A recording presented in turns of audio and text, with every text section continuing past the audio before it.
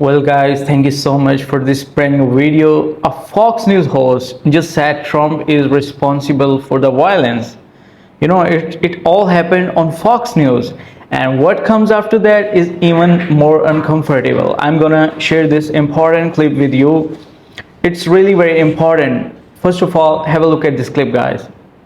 I did not expect to see this on Fox News, but you had a Fox News correspondent say the truth in another moment of political violence or attempted political violence after the White House Correspondents' Dinner attempted assassination, as it's being described, and a guy storming the security perimeter with guns, and then shots go off, and he's now been detained. And this is Juan Williams saying, I think it's important that we examine, as clear as I'm being, he's being, everyone should be, about how whoever it's targeted at political violence is wrong and completely condemned and destructive of our political process, against everything we stand for.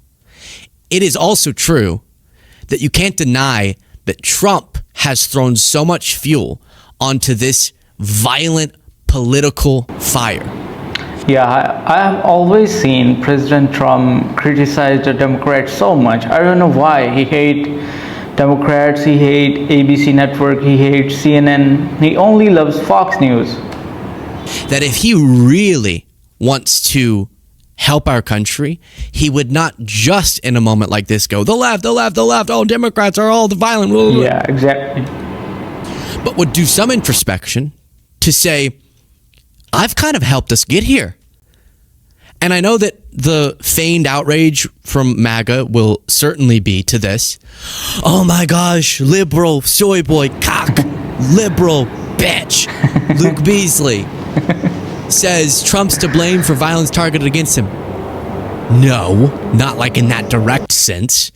But yes, in the he divides the country, he uses violent rhetoric, he deranges people, both his own supporters and the people who don't like him, and makes us have a more violent political process. It's true. So it shouldn't be targeted at him, and he helps to fuel this sort of violence. It's just true. Sorry, not sorry. And you'll hear that said on the Fox News airwaves. Pretty shocking, huh? We had this post from Democratic Congresswoman Marie Gluesenkamp Perez, who said, quote, on Twitter, please stop trying to murder the president. Juan, do we need more clarity? That's the message. No ambiguity about it when it comes to this president or any president. Anybody. Well, I don't think there's anybody who would object to that message, that that kind of assassination, physical threat. It's just wrong. But I think Peter Ducey, our White House correspondent, asked a very critical question last night of the president. He said, why you? Why does this keep happening to you?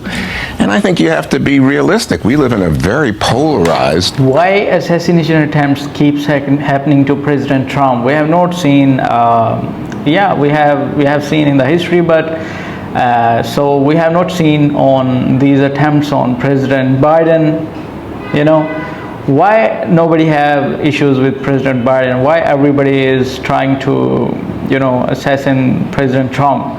That's my question to you.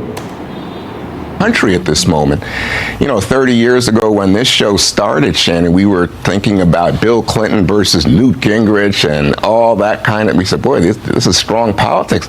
Today, we're at a much higher level of concern. Quickest pause to request that you click the subscribe button if you're not already subscribed. It's completely free and it's the simplest way to support the work that we do. Right below the video, click that subscribe button, and then also whatever you're thinking or some random statement, drop it in the comments. That helps algorithmically, and click the like button. Back to the video. And I think that President Trump plays on division. He sends out Twitter messages that are full of violent images, and he has to take them down because people object. He's fighting with the Pope. We have events. We have an ongoing war. Yeah, he was fighting with the Pope. He was literally saying Pope likes crime. And a lot of Catholic people, voters, they have voted for President Trump in the previous election. And can you believe he is turning against everybody now? And a lot of people, they are regretting their decision to vote for President Trump in the previous election. By the way, what is your decision about midterms, the upcoming midterms of 2026? What are your plans? Please let me know in the comment section. At the moment, we have high inflation. The country, Yeah, inflation. Everybody is facing inflation in USA, not just in USA, all over the world as well, due to President Trump's decision to start an unwanted war with Iran. You're facing inflation right now. Don't lie. Let me know in the comment section, guys, what changes you are facing after the war and after the Trump presidency. It's the second term of Trump, and it's been more than a year. It's been 1.5 years right now. So what changes you have seen so far? Is it the same America first that Trump promised during election campaign? What do you believe? Let me know in the comment section. is in an anxious place. Last night in the ballroom, you felt this anxiety. People didn't know what was going on. We don't know if there's a threat coming at us. There are waves of people with guns running through the room. And I think it's somewhat is a miniature of what we are feeling as a country right now. There's just high anxiety. There is. Perfectly said. Perfectly said. But actually really controversial to be said on Fox News. Because what does it sound like he's saying? Trump is contributing to this. Trump is making this more likely. And they act like it violates some cardinal rule for you ever to point out that, yes, even when violence is targeted at him, which is wrong, he still is the leading divider.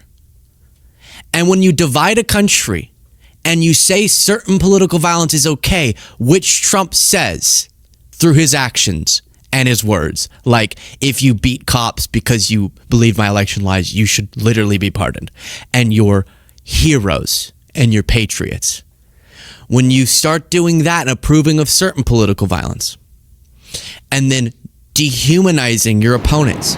Yeah, everybody has right to exist in this country. It's a democratic country, and he hates Democrats so much. He always criticizes Democrats.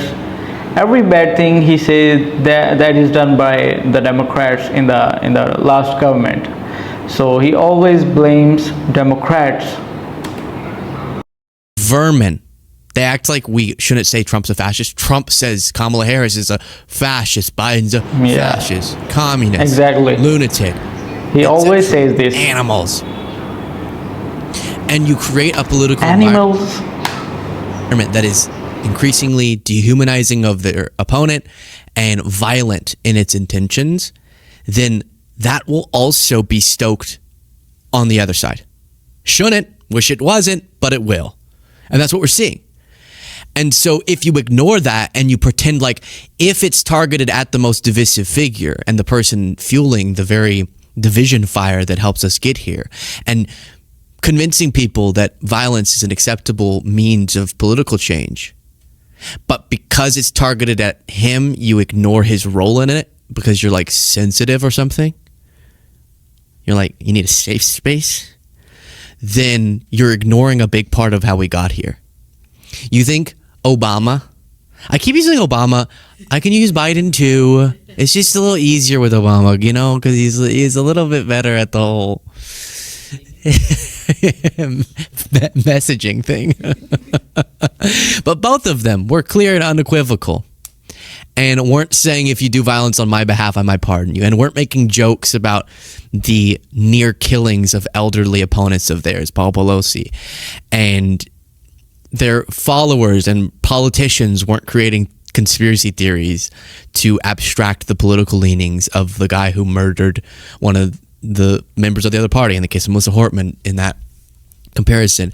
And so we should engage with that. And it's a jarring truth. It's an uncomfortable one whenever this shooter from his alleged manifesto definitely was targeting the Trump administration. And so it feels uncomfortable, but it's also true, and we should contend with that. And if we were in a moment where the most divisive forces and the leaders that were really fracturing our country was Joe Biden, and then someone tried to hurt Joe Biden, I think that we should also say that's horrible, and Biden needs to contend with his role in this. But whatever you say, that wasn't the case with Biden. When he would try to criticize some section of the Republican Party, he would be like, before I get into this speech, I do want to say, whenever I say MAGA Republicans, I don't mean all Republicans. I don't mean all Republicans. I don't mean all Republicans. I love Republicans. I love Republicans. They're my friends. They're my friends. I used to sit with a Republican in the Senate, and we would go out for drinks every day. And then they would be like, Biden says all Republicans are a threat to democracy. He would really try. You're the sucker. You're the loser. Okay. And that should be spoken clearly if we actually care about addressing the moment that we're in. And then you see the mainstream media, to my point about just like an oversensitivity and inability to engage with this thoughtfully, has examples like Dana Bash. Some people are saying, oh, brutal things against Dana Bash. This clip is humiliating for her.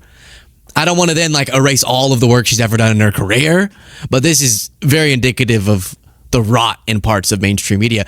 Where watch what she tries to ask Jamie Raskin. Watch this; it's crazy. Yeah, and you have, as many of your fellow Democrats, have used some heated rhetoric against the president.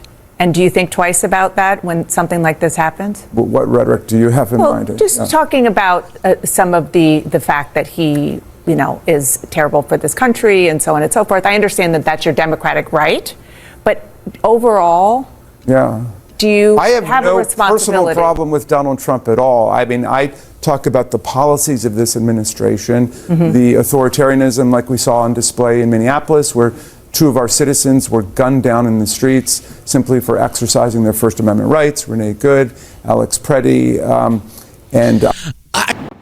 Well, guys, in my opinion, the political violence is completely wrong. It's a full stop against anyone. That's not the debate. The actual debate is, can you condemn the violence and honestly examine what's been feeding the environment that keeps producing it? That's the main point. Or does one side get a permanent pass on that conversation? You have heard John Williams said the quiet part out loud on Fox News, and the argument isn't complicated. Words have weight, rhetoric has consequences, and leaders set the actual temperature. And what President Trump is just doing, he always criticizes Democrats, he always hates them so much. I don't know why he hates them so much, why he hates Biden so much, why he hates all the Democrats so much. It's a democracy. Everybody exists here. You have to, you have to join them as well sometimes in some issues. But what President Trump does, he always criticizes them. Even he always criticizes media as well. He called them biased media, the ABC network, the CNN. So that's my point. Political violence is wrong against anyone. That's not literally a debate. The debate is who's been feeding them and who is producing it. That's the main point. What do you want to say? What is your opinion about this issue? Please let me know in the comment section, guys. I'm literally a student of US politics and you're the teacher. You have to teach me the correct politics of USA. I really gain a lot of knowledge from your comments. Let me know in the comment section from which state of USA you're watching this video. I want to know about your opinion, and please consider subscribing if you're new to this channel. It actually helps me a lot when you click on the subscribe button. It means a lot to me. I'll bring more important videos for you. Till then, please take care of yourself. Please take care of your health as well. It's really very important.